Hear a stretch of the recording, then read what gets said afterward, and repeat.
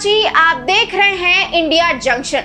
NDA गठबंधन की रणनीतियां 2024 को देखते हुए बिल्कुल ठीक तरीके से चल रही थी, लेकिन अचानक ऐसा क्या हुआ कि अयोध्या में पूरी तरह से गेम पलट गया।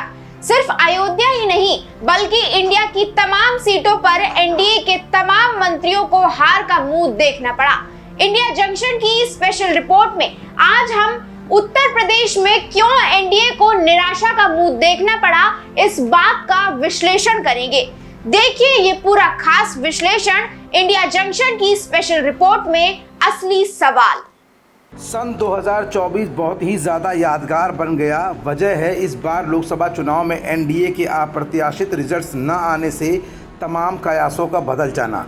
दरअसल इस बार के चुनावों में एनडीए गठबंधन को कम सीटें मिलने के पीछे ऐसे कौन कौन से कारण हैं जिसे आम जनता भी जानना चाहती है, और इसी सवाल के जवाब के लिए तमाम बैठकें भी हो रही हैं, समीक्षाएं भी हो रही हैं। यहाँ तक कि भारतीय जनता पार्टी उत्तर प्रदेश के संगठन में तमाम बदलाव करने के भी संकेत दे रही है। इन सबके बीच इस लोकसभा चुनाव में आखिर ऐसा क्या हुआ था कि जिन राम मंदिर के भरोसे मोदी ने हुंकार भरी, योगी ने मंचों को हिला दिया, इसी अयोध्या में बीजेपी को शर्मनाक हार का मुंह भी देखना पड़ा। ये तमाम कुछ ऐसे सवाल हैं जिनका जवाब आज खुद ब खुद आपको इस रिपोर्ट के ज़रिए दिख जाएगा। तो इसके जवाब के लिए इस रिपोर्ट को आगे देखिए और समझिए आखिर समीकरण क्या बने थे जिससे देखना पड़ा अयोध्या ही नहीं बल्कि भारत की तमाम जगहों पर एनडीए को हार का मुंह। दरअसल एनडीए के कम सीटों के आने के पीछे 4 मुख्य वजह सामने आई हैं। पहला कारण दिल्ली के मुख्यमंत्री अरविंद केजरीवाल का बयान है, जिसमें उन्होंने कहा था कि अगर एनडीए की सरकार बनी तो योगी जी को झोला लेकर जाना पड़ेगा। इस पर भाजपा ने कोई भी प्रतिक्रिया नहीं दी, जिससे जनता में असमंजस की स्थिति उत्पन्न हुई। दूसरा कारण राम मंदिर प्राण प्रतिष्ठा समारोह से जुड़ा हुआ है।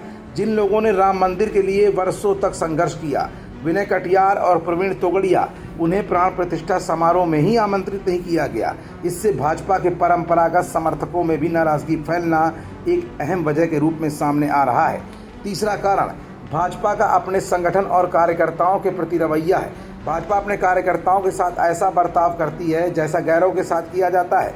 इससे ज़मीनी स्तर पर कार्यकर्ताओं में असुरक्षा की भावना व्याप्त रही और वो डरते रहे कि कल उन्हें हटाकर किसी बाहरी व्यक्ति को भी लाया जा सकता है। इससे कार्यकर्ताओं में निराशा फैलती गई और संगठन कमज़ोर होता गया। चौथा और सबसे महत्वपूर्ण कारण आरएसएस पर जेपी नड्डा की टिप्पणी है।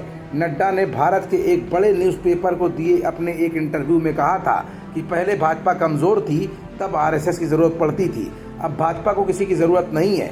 इस बयान से भाजपा और आरएसएस कार्यकर्ताओं के बीच कन्फ्यूज़न की स्थिति भी पैदा हुई, जिसका सीधा असर इस चुनावी परिणाम पर देखने को मिला। जेपी नड्डा के इस बयान को विपक्ष ने बहुत ही ज़्यादा वायरल भी किया। इसके अलावा जिन लोगों ने क्षेत्र में कोई महत्वपूर्ण काम नहीं किया, उनके कामों को भी संगठन ने नज़रअंदाज किया और उन्हें टिकट मिलने के बावजूद वो चुनाव हार गए।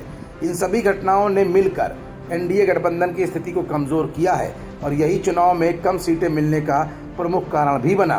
फिलहाल अब एनडीए मोदी के नेतृत्व में गवर्नमेंट बनाने की फिराक में आगे बढ़ रहा है, लेकिन इस चुनाव 2024 में समाजवादी पार्टी और कांग्रेस को मिली अप्रत्याशित जीत से 2027 का विधानसभा चुनाव और 2029 में होने वाला लोकसभा चुनाव मोदी या यूं कहें एनडीए के लिए इतने आसान न होंगे। खबरों से जुड़े रहने के लिए सब्सक्राइब करें हमारा चैनल इंडिया जंक्शन।